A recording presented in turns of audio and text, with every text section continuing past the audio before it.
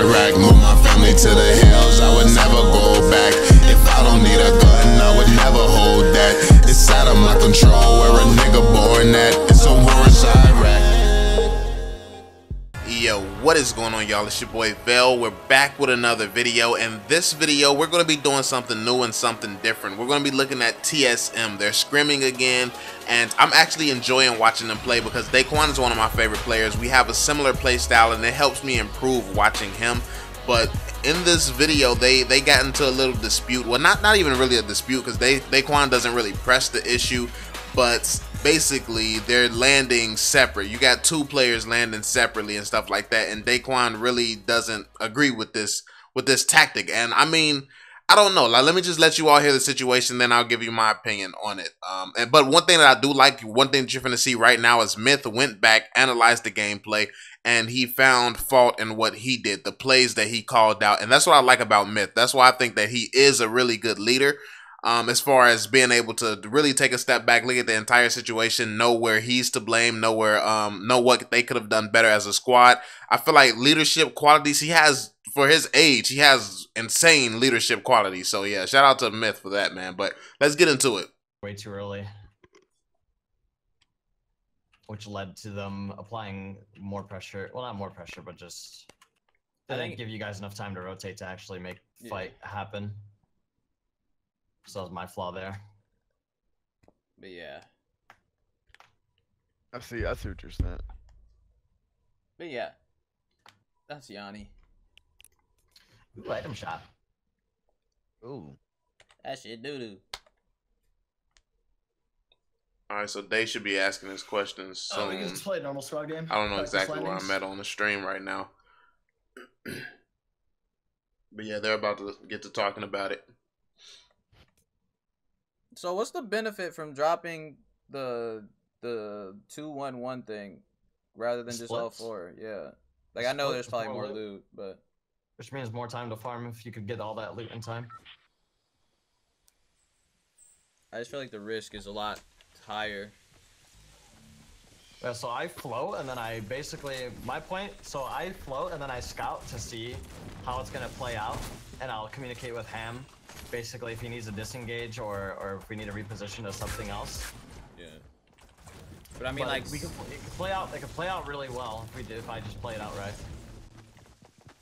I feel like even if, like, just say like a whole squad lands just some unorthodox bullshit place, and like it doesn't matter what he tries to do, there's gonna be 4 people spraying at him. He doesn't have mass jump, Yanni. Yeah, but squads don't full drop. Squads that full drop. Well, most squads don't full drop. That's the thing, though. It's typically not something you ever have to worry about. Because dropping 4 houses as a full squad in one house when you could play like a little bit quicker of a rotation, but separate, allows for like a lot more loot. So this time there's 2 people on my building. All right. Yeah. Stable. Yeah. I'm just going. Yeah, exactly. Yeah, I'm gonna go bridge. Alright, so I want to stop it right here and actually talk about this point. So, Myth seems to be focused on the loot situation, which loot is a very, very big deal in this game. But also, me personally, I like, obviously I'm not a pro player. He says most full teams just don't drop together. That's not something that's common. But I feel like literally TSM has the best players in the world. Like, if you had to make like a top 10 list, obviously, I would think it's obvious that these 3 players are in that top 10 list, no matter where you want to put them. And then so many players have already said Hemlins is at the top of that list, like number 1. Daequan even believes that TSM is top 5. I've heard him say that. So basically, you have literally a god squad, but like, I think Daequan's point is when you have all these different players where they're this huge of a threat, I don't see the point of making 2 go off on their own. Like Myth is somewhere separate from Hamlin's, and then you have these 2 together. So I get that you're trying to cover more area and stuff like this, but I feel like what Daequan is trying to say, which makes a lot of sense, is if you have these type of killers, these type of slayers, like a full TSM squad, there's very few people in Fortnite who could take them down. So why are they not all together? Why aren't they using the huge advantage they have of having the best players in the game?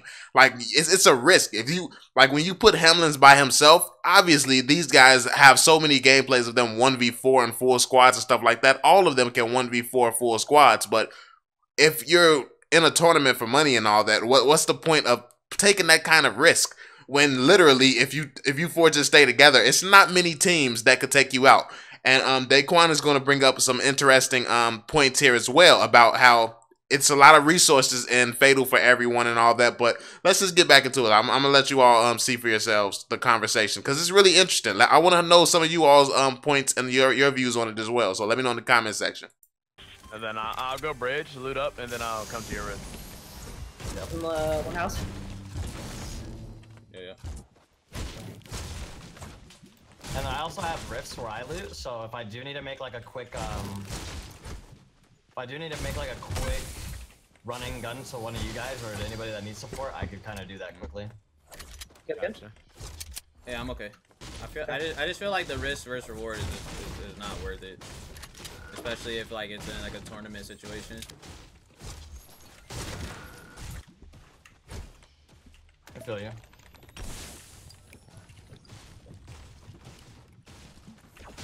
Not to mention, Fatal already has enough mats for literally everybody. Doesn't have enough loot though. Say again? Doesn't have enough loot. Well, I mean, we can rotate up to the houses up here, like to the northeast of Fatal, you know what I'm saying? North and northeast. Yeah, I feel you. Could try it. Try to run that as well. And like coming out of Fatal, you literally just have the mat advantage on literally everybody. You need a shotty? Yeah. Alright, I'm coming back to you, man. We might just do a 3-1 as well. There's people underneath the hill at the rift build that you landed on. Yo, you low key, you saw that face Daequan made when he said, "Yo, we might just run a 3-1." He like, "Yo, is he getting the point at all?" Like, it's on his face, but you know, he's not really negative, so he's not gonna just come out and say it. Like I would just say, bro, are you really not getting the point? Because that still leaves one person on their own. When anything can happen, or it leaves the team in a 3v4 situation. And yes, when you have 3 TSM members together, 9 times out of 10, you're going to survive. Three people can take on 4. But what if it's 2 teams? What if it's another team? And what if the one guy, something happens to the one guy?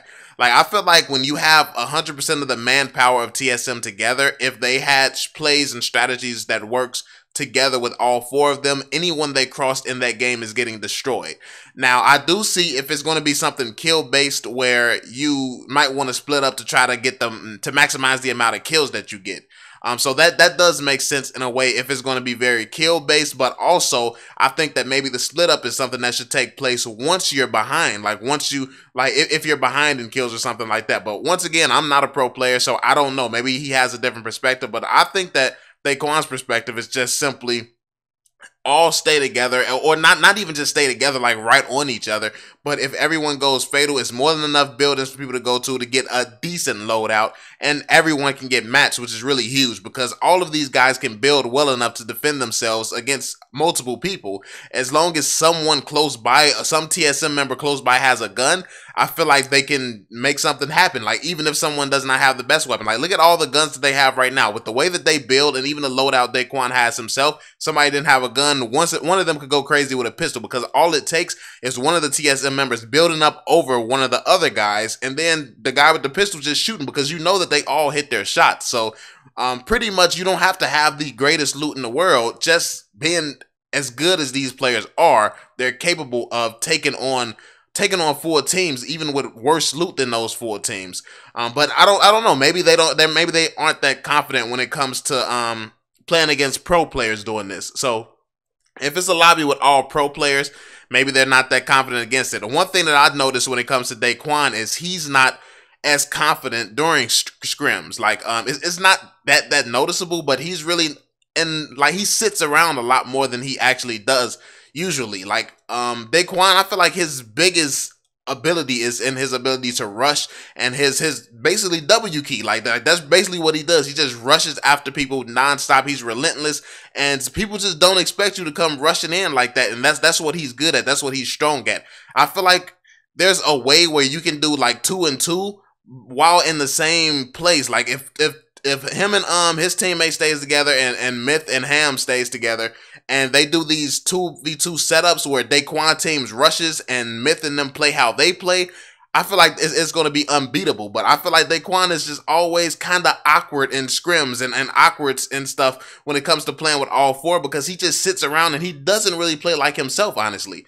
He's not in his comfort zone when he's playing. I think the most dangerous Daequan you're going to get is him when he's in his comfort zone, and I just don't see that happening a lot when he's playing in scrims. But that's just my perspective. Let me know what you all think, man. There's people building up to my hill. Okay. You wanna go? They're trying to scuff us, basically. Yeah, let's go. I got this guy.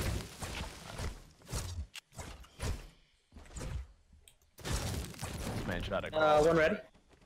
Alright, there's a chest right here. Let me get that. I saw a team building on the hill. Let's watch your head. Pot right here, bro. I can get that ammo. Shoot. Heavy ammo? Heavy ammo?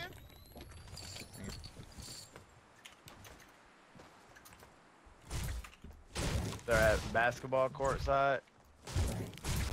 I knocked this fool down on the other end. Right in front. Oh, yeah, I see him.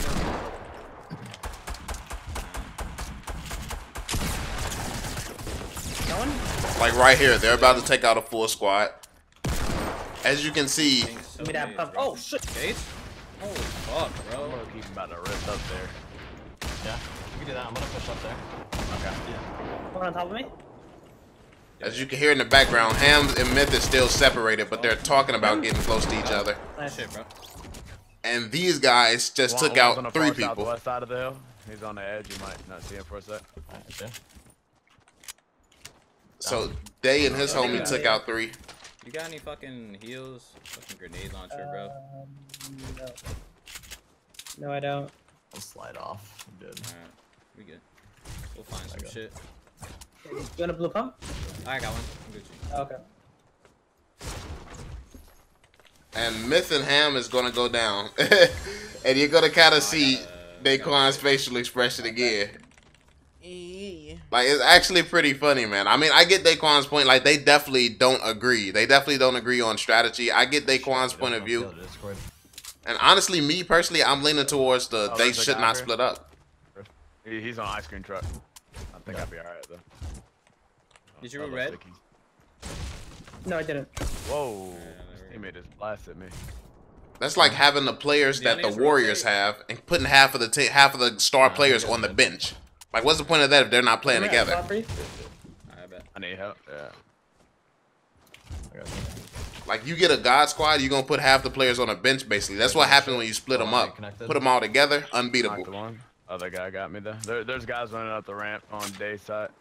Yeah. Actually, it's actually far northeast side. Look at Daequan, see? Fuck, this guy ate my bullets. And obviously, that wouldn't have happened if they all were together. I mean, That they're kid's trash, dead, bro. bro. I feel like that's basically his point. Might as well just mat up. But that's pretty much it for this video, man. I just found this disagreement pretty interesting, and I wanted to get some other people's opinions on it. Obviously, I'm just a huge fan. I'm a huge fan of these guys, and it's helping me improve in the game because I enjoy playing the game personally. But basically, this is a little disagreement that they had. Daequan's point of view is that they all should stick together. Do you all agree that they should stick together? Because personally, like I said, a team fully together, I feel like a TSM that's fully together is unstoppable. Like, who's really running up on Myth, Hamlins, and Daequan and shutting them down? Like, what squad is able to stop them? Like, I feel like when you split them up, half of their manpower, you cutting their manpower in half, and for what reason? Like, what benefit are you getting from splitting this team up? And I feel like that's what Daequan is kind of wondering. Like, what's the benefit of splitting up a God squad?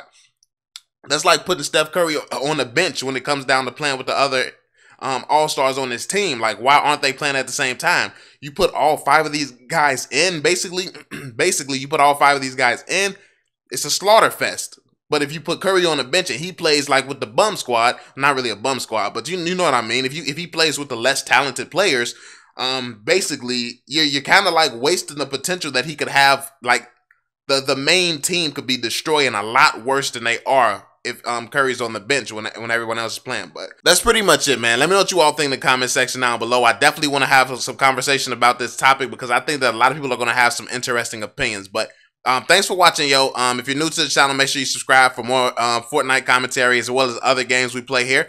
And I'm going to catch you all on the next one, fam. Peace out, yo.